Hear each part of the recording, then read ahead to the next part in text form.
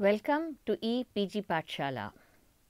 I am Kamla Ganesh, formerly from the Department of Sociology, University of Mumbai, and currently Senior Research Fellow of the Indian Council of Social Science Research. In the course Sociology of the Indian Diaspora, we are now going to discuss the colonial period, free migration. The objectives of this module are to familiarize you with the different kinds of migration during the colonial period, indentured labor and free passenger migration, to examine the specific problems of the category of free or passenger Indians, to illustrate these through case studies from South Africa, East Africa, Singapore and Malaysia. In the 19th and early 20th centuries, Indians migrated to various British colonies as indentured and other forms of labor, but also as merchants, agents for shipping companies, clerks, teachers, shop owners and retail sellers. The majority, as is well known, went as indentured labor to sugar plantations in South Africa, Mauritius, Suriname, British Guyana and Trinidad. Others went to labor in tea estates in Sri Lanka and rubber plantations in Malaysia under the Kangani and Maistri systems, which had some similarities to indenture. But there were many other kinds of migrants who were not on labor contracts. Servants and traders were habitual travelers. One ayah, it is reported, travelled 50 times to Britain. Lashkars played a vital role in the maritime trade to and from India. Sepoys were often caught up in the vacillating fortunes and internecine struggles of rival empire builders. There were a large number of teachers, shopkeepers, retailers, hawkers, merchants, interpreters and labourers who went at their own expense. It is important to mention here that indentured labourers were recruited by the British agents, and in free migration or passenger migration as it is also called, Indians went on their own, paying for their own passage, but they went a little later than indentured labour. Let us now look at the categorization of Indian migrants in the colonial period. There are three terms in use: passenger Indians, free or wage labor and indentured labor. Of these, free or wage labor falls within the category of passenger Indians. It is a subcategory. The major point of difference to distinguish between the two, indentured and passenger or free emigration, is that indentured labor was recruited by the British rulers or agents on behalf of the colonial power. The free or passenger migrants went at their own expense, and the colonial rulers did not have to take care of them or be responsible for them. Within that, there were those who went as labor and those who went in as traders or businessmen. Many British documents call the labor as free Indians because some of them had finished their indentured periods and came back as free labor. Other documents refer to them as passenger Indians. So there is some confusion about the nomenclature, whether passenger Indians and free Indians refer to one and the same group, or whether there is a difference.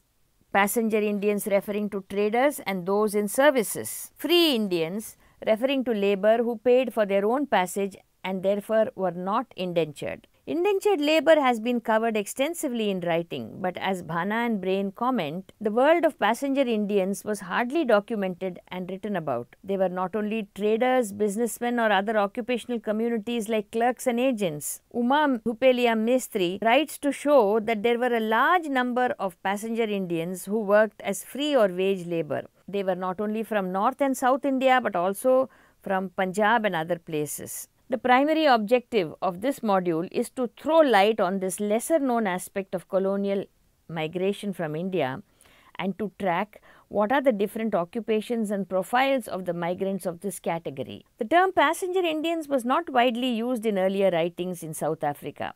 As Mestri writes, it was Mahatma Gandhi who mentioned the two categories of Indians in South Africa, indentured labor and free Indians, which included their free servants, clerks, etc. He further says that free servants came to serve Muslim traders. Gandhi clearly mentions that traders and servants who were serving the Indian traders and indentured whose contract has expired and were absolutely free were all part of this group. But there are scholars who use different terms to denote these new forms of migrants. They employ the word free Indians. Mabel Palmer writes about the free emigrants, Muslim and Hindu traders, and argues that they be distinguished from other classes of free Indians. Those who had served their period of indenture were commonly called passenger Indians. So in a nutshell, one can say that there were three categories of Indians who were living in these countries: indentured Indians who were still in contract, ex-indentured who had finished or served their indentured periods, and those who came from India especially for economic reasons, paying for their own travel. But these were not hard and fast categories.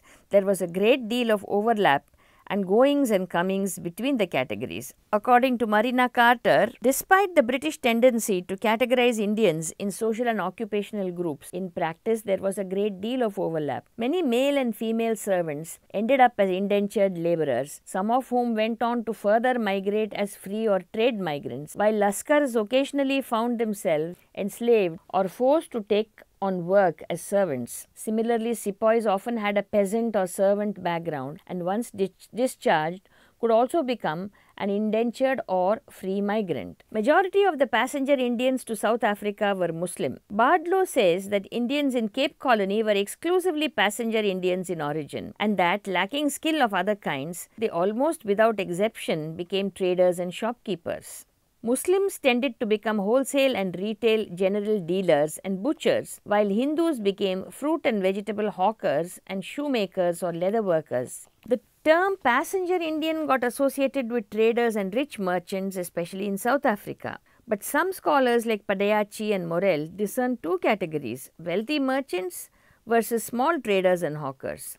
But there were also sundry others. Joy Brain compiles a list of Christian passengers to Natal, which included traders, teachers, interpreters, catechists, etc. Some scholars opine that passenger Indians were all male, while Bhana and Brain as well as Dhupelia Mestri suggest that passenger Indians included females too. Mestri also mentions groups like small shopkeepers, hawkers, shop assistants, accountants, priests, women and children.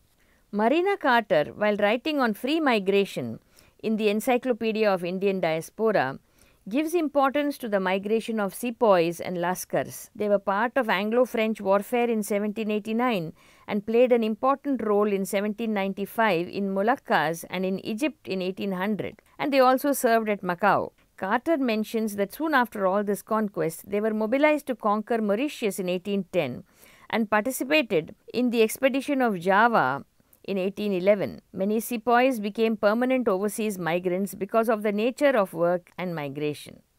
Recruitment for sepoys was not only for outside India mission but within the country too. Saran district in Bihar was known for sepoys recruitment during Robert Clive's tenure in India. By the mid-19th century, around 10,000 Saran people had become sepoys.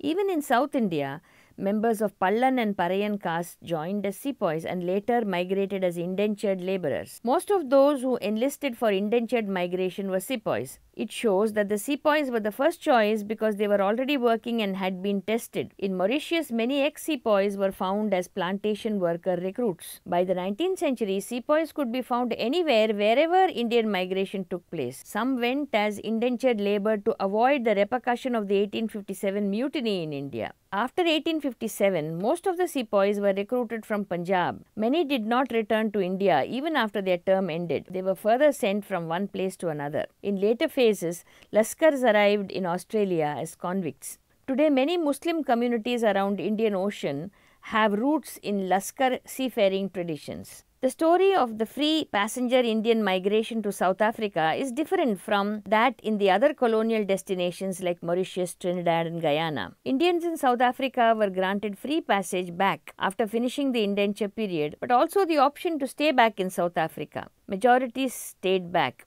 Some went back to India and came back again. The second travel of these ex-indentured was at their own expense. Free or passenger Indians had more freedom of mobility and occupation compared to the indentured Indians. In a later section, we will see how the South African colonial government pushed through many laws to control Indian passenger or free migration to South Africa. Let us now discuss a few case studies of select destinations. We begin with Southeast Asia. Indian migrants were present in many parts of the world even before the century of European colonialism began. In some cases, even in the 16th century. But more permanently, they started living and establishing business and other professions in Southeast Asia in the 19th century. It is estimated that non-labor migrants to Malaya were 6,43,000 between 1844 and 1931. Burma and other places witnessed the same type of influx of migrants. Later decades saw a dramatic change in the type and nature of migration.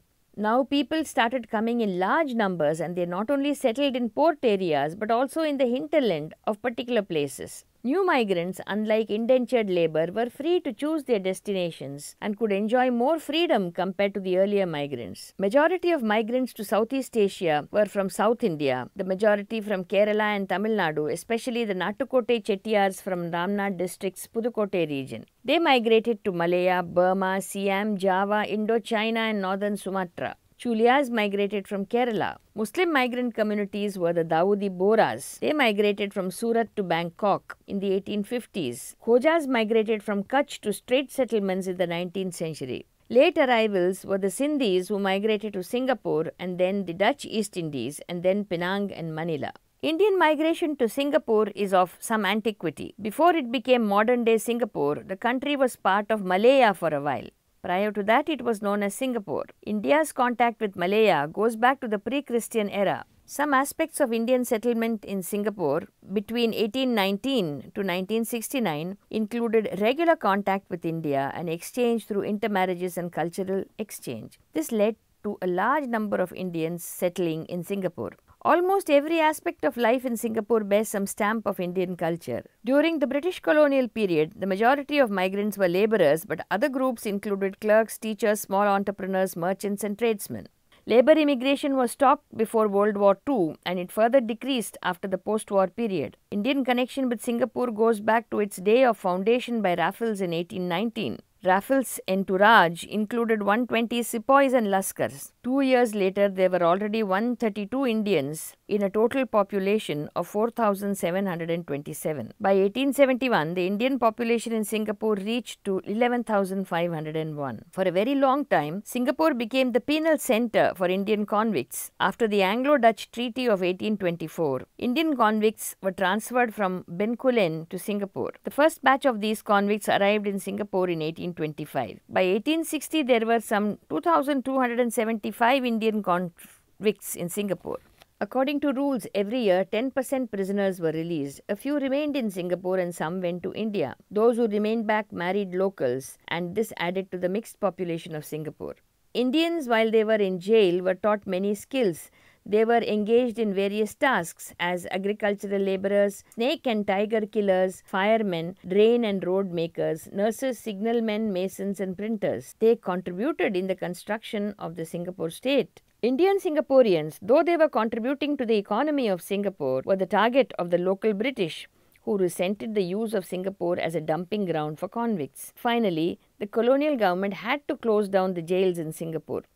All the remaining convicts were shifted to the Andaman Islands by 1873. Indian migration to Singapore had virtually ceased by 1950. Singapore got separated from Malaysia in 1965. After separation, it created more stringent controls over immigration. Singapore has all the ethnic and religious groups from India, but the majority are from South India, and they form 80% of the Indian population in Singapore. Among the South Indians, Tamils form the largest number. As far as North India is concerned, Punjabis are the largest groups. South Indians include Chettiars and Tamil Muslim traders, financiers, shopkeepers and boatmen. The next largest group includes Sindhis, Gujarati and Sikh cloth merchants, Gujarati and Muslim textile and jewellery merchants. Indians contributed to every aspect of Singapore life. They had a presence in all aspects of the economy, whether it was textiles, piece goods, wholesale and retail trade, money lending and labour. Indian investment in Singapore was mainly in wholesale, retail, small-scale enterprises. Wholesale textile sales was mainly controlled by Asians. In the money lending sector, Indians were present from a very long time and in large numbers since 1947. Chettiars were the most prominent money lenders in Singapore. Their clients were not just Indian traders and contractors, but European plantation owners and Chinese miners and businessmen and Malay civil servants also. Many things have changed over time between Singapore and India. Only an emotional bond remains at a certain level for Indian origin people with India, while most have become Singaporean citizens. Taking up additional details on the Indian migration to South Africa, it is noteworthy that majority of the indentured labour belonged to South India and North India, while free passengers came from Gujarat and to a lesser extent from Punjab. They were mostly from labour, merchant and trading backgrounds. Free servants were the Hindu accountants. They came to serve Muslim traders and businessmen. The colonial government in Africa was against the increased use of Indian labour. Employers were asked to abide by the imperial laws which said that blacks should be selected as labour and whites as skilled labour. Transvaal was populated mainly by Indians, most of whom preferred the city of Kimberley. Later, Indians settled in cities like Port Elizabeth and Cape Town. Indians in Cape Town came primarily from Bombay Presidency, from the districts of Surat and Bharuch and the districts of Colaba and Ratnagiri. Others were from Punjab, Bengal and Madras presidencies. Principal languages were Gujarati, Urdu, Konkani, Marathi, Hindi and Tamil. Majority Indian migrants were poor farmers. Many took to hawking. In 1902, the colonial imperial government came out with the Emigration Act to restrict Indian migration to the colony. It prohibited any persons who could not write out an application or sing in English and who could not provide some evidence of financial means to support themselves. Males and females who were prostitutes were also prohibited.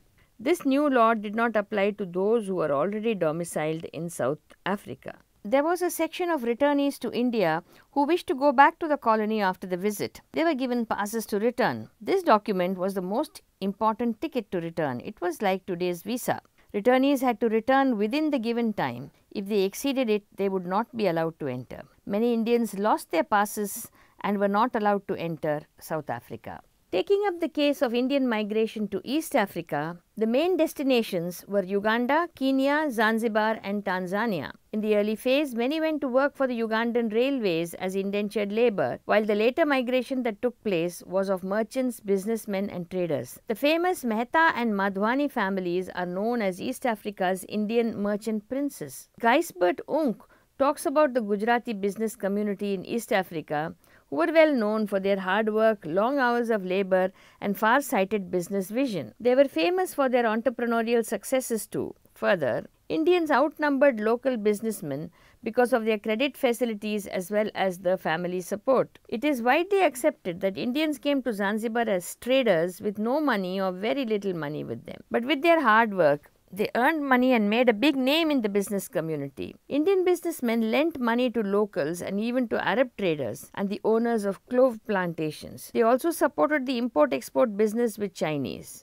They served as middlemen between American and German traders in East Africa.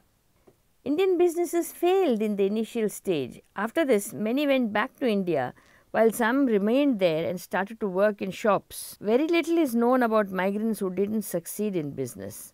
Destinations like Kenya, Uganda were known to Indian migrants a little later, but Zanzibar, Malindi, Mombasa, Bagamoyo and Kilwa Port were known to Indian and Arab traders for a long time. Dhows were the common mode of transport in those days. They used to ply between November to March from the Indian coast to the African coast and from April to October in the reverse direction. Business in spices, ivory, cotton textiles, profitable but dangerous. Many did not return home safely. Trading business got further strengthened when Arab ruler Sayyid Said moved his capital from Oman to Zanzibar in 1832. He appointed an Indian, Jairam Shivaji, as collector of customs. Many fellow Indian traders flourished during his tenure.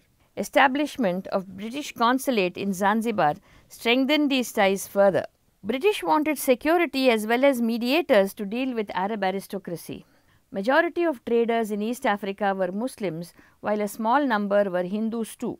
Majority of the Orthodox Hindus thought that migrating to Africa by crossing the ocean, known as Kalapani, would compromise their ritual purity. If we see the migration cycle, mostly lower caste people migrated as indentured labour, not entirely so. Most of the traders were Muslim, Khojas and Itnasharis. They settled with family in East Africa while Hindus did not. The golden period for Indian merchants was their sojourn in Zanzibar. Ung points out that almost the entire trade in Zanzibar was in the hands of Indian traders, especially Khojas, Boras and Baniyas. The majority migrated for better earnings and livelihood. The conditions of living were not very good, both in India and South Africa. but hoping for better times to come, they stayed there for a very long time. In conclusion, when Indians migrated in the colonial period as indentured labor, they did so because of a very harsh and difficult conditions back home in India. The conditions of their passage and conditions of work in the colonies was also harsh and grueling. They were faced with many travails and many difficulties. They were not paid enough. The conditions of work were difficult. They had to face abuses. All this left an impact on their psyche and on their relationship with their relatives in India. In comparison, the free or passenger migrants were in a better off situation. They migrated not so much because of the difficulties back home, but to explore new opportunities in new lands. When they reached, they were welcomed in a better way than were the indentured laborers. They had less restrictions on their movement. They could travel. They could also give vent to their entrepreneurial inclinations. They generally enjoyed their stay. The whole variety of occupations and services and jobs and businesses and trades that free or passenger Indians were engaged in has still not been explored. Their contribution to the economy as middlemen, as businessmen, was quite high. This earned for them a lot of respect. At the same time, there was some resentment from the locals that Indians had cornered a vital space in their economy. But overall, their contribution to the economy has been noticed.